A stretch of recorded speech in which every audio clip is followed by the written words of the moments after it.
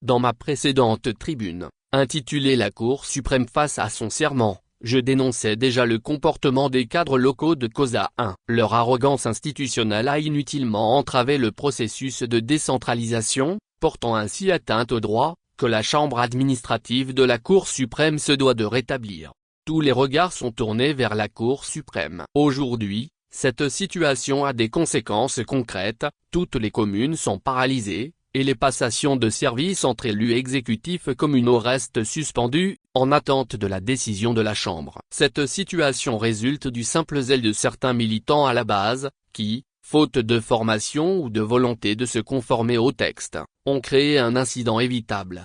Les effets de ce blocage sont tangibles, toutes les initiatives locales sont suspendues, les activités administratives ralentissent, tandis que les maires sortants et le personnel continuent de percevoir leur salaire, alors que le service rendu aux administrés est gravement freiné.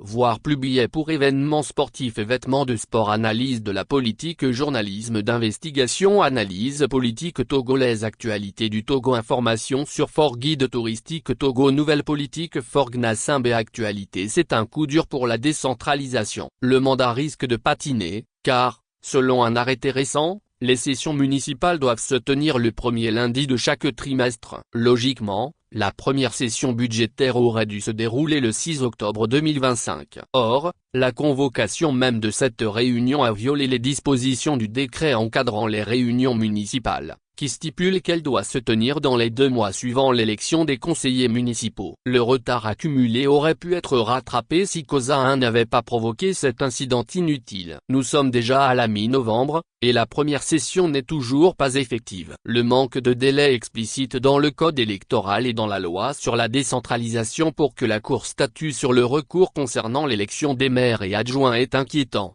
car il laisse tout le temps à la Cour. Alors que les élus devraient déjà être en fonction, rien ne garantit que cela se fera rapidement. Voir plus d'informations sur Fort Service de relations publiques, journalisme d'investigation, analyse politique togolaise, actualité du Togo, guide touristique Togo, abonnement à des magazines sportifs, logiciels d'information, équipement de sport, voyage organisé Togo. Il est urgent que le président du parti UNIR sanctionne sévèrement ses militants et les met irresponsables. Tout représentant du pouvoir ou d'un parti politique doit posséder les connaissances et les outils nécessaires pour protéger les acquis institutionnels et promouvoir le développement. Le contraire mérite correction et non récompense. Dans ce contexte, la Cour suprême porte une lourde responsabilité pour rétablir la légalité et permettre la pleine mise en œuvre du processus de décentralisation, au bénéfice des citoyens.